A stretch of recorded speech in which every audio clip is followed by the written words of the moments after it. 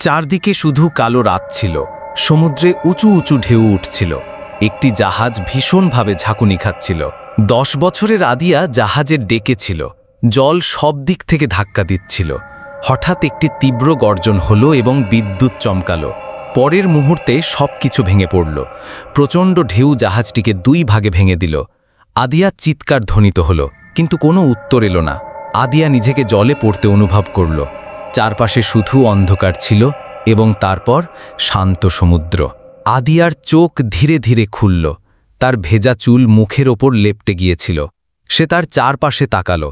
সব দিকে ঘন জঙ্গল, বড় বড় অদ্ভুত গাছ, চারিদিকে নীরবতা ছিল।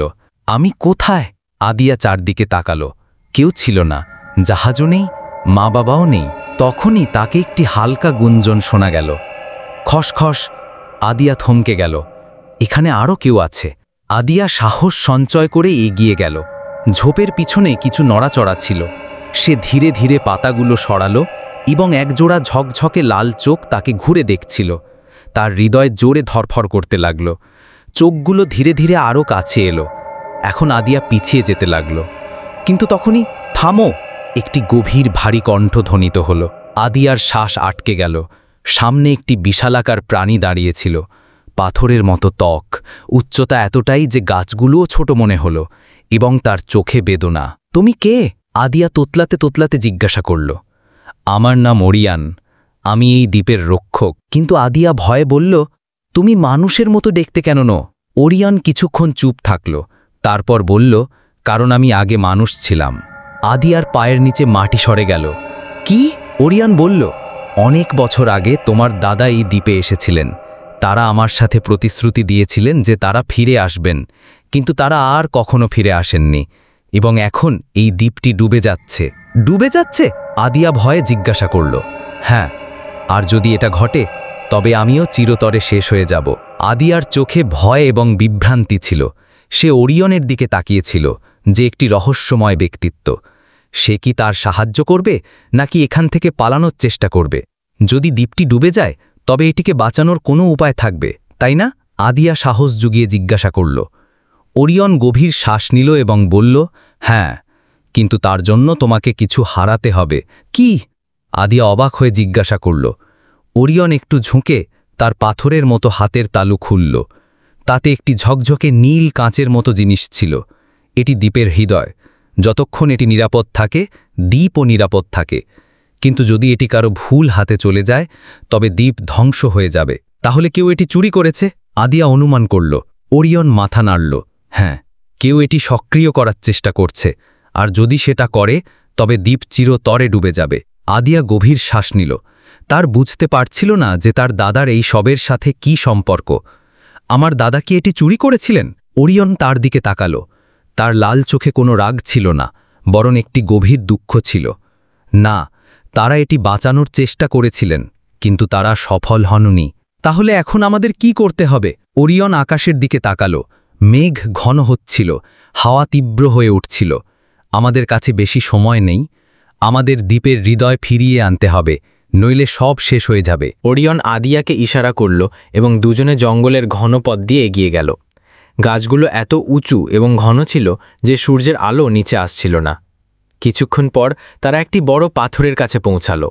সেখানে একটি গভীর গুহা ছিল, যার ভেতরে হালকা নীল আলো ঝলকাচ্ছিল। এটাই সেই জায়গা, ওরিয়ন বলল। আদিয়া ঝুঁকে দেখল। গুহার ভেতরে একটি পুরানো সোজা সিঁড়ি ছিল, যা নিচে কোনো অন্ধকার কূপের মতো জায়গায় যাচ্ছিল। সেখানে কে থাকতে পারে? আদিয়া ভয়ে জিজ্ঞাসা করল। একজন ব্যক্তি, যিনি বছরের পর বছর ধরে এই জায়গার উপর নজর রেখেছেন, ওরিয়ন উত্তর দিল। আদিয়া সাহস সঞ্চয় করে ওরিয়নের সাথে গুহায় নামতে শুরু করল। প্রতিটি পদক্ষেপে অদ্ভুত শব্দ হচ্ছিল, যেন কেউ তাদের পায়ের আওয়াজ শুনছিল। তখনই তুমি এখানে পৌঁছে গেছ। গভীর গুঞ্জনকারী কণ্ঠে পুরো গুহায় হট্টগোল সৃষ্টি হল। আদিয়া এবং ওরিয়ন এক মুহূর্তের জন্য থামল। সামনে একটি ছায়া দাঁড়িয়েছিল, লম্বা, পাতলা এবং চোখগুলো ঠিক ওরিয়নের মতোই ঝকঝকে। তুমি কে? আদিয়া সাহস দেখিয়ে জিজ্ঞাসা করল। ছায়াটি ধীরে ধীরে কাছে এলো এবং এখন তার চেহারা স্পষ্ট দেখা যাচ্ছিল। সে একজন বৃদ্ধ লোক ছিল, যার সাদা দাড়ি ছিল এবং হাতে একটি কাঠের লাঠি ছিল। আমি সেই ব্যক্তি যিনি বছরের পর বছর ধরে এই দ্বীপটি সামলেছেন। কিন্তু এখন এটিকে মুক্ত করতে চাই। আদিয়ার মনে হট্টগোল শুরু হলো। সে মনোযোগ দিয়ে দেখল, না, এটা সত্যি হতে পারে না। ওরিয়ানও গভীর শ্বাস নিল। এই হলেন তোমার দাদা? আদিয়ার মন স্তব্ধ হয়ে গেল। তার সামনে দাঁড়ানো ব্যক্তি নিজেকে তার দাদা বলে পরিচয় দিয়েছিল। না না, এটা কিভাবে সম্ভব? আদিয়া তোতলাতে বলল। বৃদ্ধ লোকটি একটি দীর্ঘশ্বাস নিল। আদিয়া, আমি জানতাম যে একদিন তুমি এখানে আসবে, কিন্তু তুমি বেঁচে আছো। আদিয়ার চোখে বিস্ময় এবং সন্দেহ দুটোই ছিল। হ্যাঁ, কিন্তু পুরোপুরি মানুষ নই। তিনি তার লাঠিটি মাটিতে ঠুকলেন এবং তখনই হালকা নীল আলো তাদের চারপাশে ছড়িয়ে পড়ল। তার শরীরের একটি অংশ পাথরের মতো দেখতে লাগল, ঠিক যেমন ওরিয়নের। আদিয়া এক মুহূর্তের জন্য ওরিয়নের দিকে তাকালো এবং তারপর তার দাদার দিকে। যদি তুমি আমার দাদা হও, তবে তুমি এত বছর ধরে আমার এবং আমার মায়ের থেকে দূরে কেন ছিলে? বৃদ্ধ লোকটির চোখে বেদনা উঠল। কারণ এই দ্বীপটি আমাকে বেঁধে রেখেছে, যেমন এটি ওরিয়নকেও বেঁধে রেখেছে। আদিয়ার চোখ বিস্ফারিত হল। মানে এই যে কেউ এই দ্বীপের হৃদয় স্পর্শ করে, সে এই দ্বীপের অংশ হয়ে যায়। ওরিয়ন গভীর শ্বাস নিল। এর মানে হলো, যদি আমরা এটিকে সঠিক হাতে না পৌঁছাই, তবে আমরা সবাই চিরতরে এখানে আটকে যাব। আর সবচেয়ে খারাপ কথা, যদি দ্বীপটি ডুবে যায়, তবে আমরাও এর সাথে শেষ হয়ে যাব। আদিয়ার জন্য এখন এটি কোনো সাধারণ গল্প ছিল না, এটি ছিল তার জীবন এবং তার পরিবারের সত্য। তাহলে এখন কি করতে হবে? আদিয়া দৃঢ়তার সাথে জিজ্ঞাসা করল। আমাদের দ্বীপের হৃদয়কে তার সঠিক জায়গায় ফিরিয়ে রাখতে হবে। কিন্তু তার দাদার কণ্ঠ ভারী হয়ে গেল। এর জন্য একটি বলিদান দিতে হবে। কেমন বলিদান? আদিয়া ভয় জিজ্ঞাসা করল। ওরিয়ন এবং তার দাদা দুজনেই একে অপরের দিকে তাকালো। কাউকে একজনকে দ্বীপের নতুন রক্ষক হতে হবে, ওরিয়ন বলল। মানে এই যে কেউ দ্বীপের হৃদয়কে সঠিক জায়গায় রাখবে, সে এই দ্বীপের অংশ হয়ে যাবে এবং সে মানুষের জগতে আর কখনো ফিরে যেতে পারবে না। বৃদ্ধ লোকটির চোখ আদিয়ার দিকে তাকিয়েছিল। আদিয়ার মনে ঝড় উঠছিল। একদিকে তার পরিবার, তার মা ছিল, যার কাছে ফিরে যাওয়ার জন্য সে ব্যাকুল ছিল।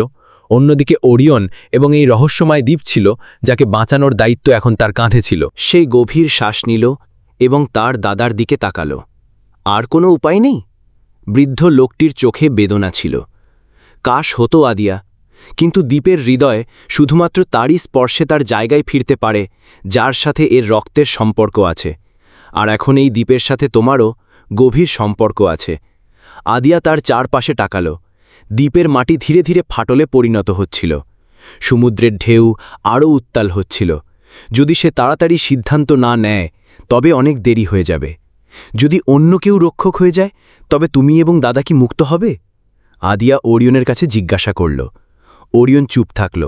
না, তার দাদা বলল, যে কেউ এই দ্বীপের রক্ষক হয়, সে এখানে আটকে যায়। ওরিয়নও একসময় মানুষ ছিল, কিন্তু সে এই বলিদান দিয়েছিল। আদিয়ার চোখ বিস্ফারিত হল। তুমি তোমার জীবনেই দ্বীপের জন্য দিয়েছ? ওরিয়ন হালকা হাসির সাথে মাথা নিচু করল। কখনো কখনো কিছু মানুষ পৃথিবী থেকে লুকিয়ে থেকে তাকে বাঁচানোর কাজ করে। আদিয়া, আমি তাদের একজন। দ্বীপটি দ্রুত কাঁপতে লাগল। চারদিক থেকে পাথর পড়তে লাগল। আমাদের তাড়াতাড়ি করতে হবে, ওরিয়ন সতর্ক করল। আদিয়ার দাদা তার লাঠি তুলল এবং বাতাসে ঘোরাল। হঠাৎ গুহার দেয়ালে ঝকঝকে প্রাচীন চিহ্ন উঠে এলো। তাতে একটি ভাষায় কিছু লেখা ছিল, যা আদিয়া বুঝতে পারল না। কি লেখা আছে? সে জিজ্ঞাসা করল। এটি বলে, রক্ষক শুধুমাত্র তার রক্ত দিয়ে দ্বীপের হৃদয় জাগাতে পারে। মানে, তোমাকে তোমার রক্তের এক ফোঁটা দিতে হবে, যাতে দ্বীপের হৃদয় তার জায়গায় ফিরে আসতে পারে। আদিয়া তার হাতের তালু দেখল। সে ভয় পেয়েছিল, কিন্তু সে জানত যে যদি সে তা না করে, তবে এই দ্বীপ এবং ওরিয়ন চিরতরে শেষ হয়ে যাবে। আদিয়া ধীরে ধীরে দ্বীপের হৃদয় তুলে নিল। এটি হালকা এবং গরম ছিল, যেন তাতে কোনো ধরফড়ানি ছিল। এটা কি ব্যথা দেবে? আদিয়া ভয়ে জিজ্ঞাসা করল। হয়তো, ওরিয়ন উত্তর দিল, কিন্তু এটা তোমাকে ক্ষতি করবে না। আদিয়া সাহস সঞ্চয় করল। সে তার আঙুলটি হালকাভাবে পাথরের কিনারায় ছুঁয়ে দিল এবং রক্তের এক ফোঁটা টোপকে দ্বীপের হৃদয় পড়ল। ফাটাক! হঠাৎ চারদিকে তীব্র আলো ছড়িয়ে পড়ল। দ্বীপের মাটি কাঁপতে লাগল, কিন্তু এবার এটি ভাঙছিল না, বরং ঠিক হচ্ছিল। ধীরে ধীরে সব শান্ত হতে লাগল। দ্বীপের ঢেউ স্থির হয়ে গেল। গাছগুলো যা শুকিয়ে যাচ্ছিল, তা আবার সবুজ হয়ে উঠল। কিন্তু তখনই ওরিয়ন ব্যথায় হাঁটু গেড়ে পড়ে বলল, এখন আমি মুক্ত। আদিয়া এবং তার দাদা তাকে দেখল। ওরিয়নের শরীর ধীরে ধীরে বদলে যাচ্ছিল।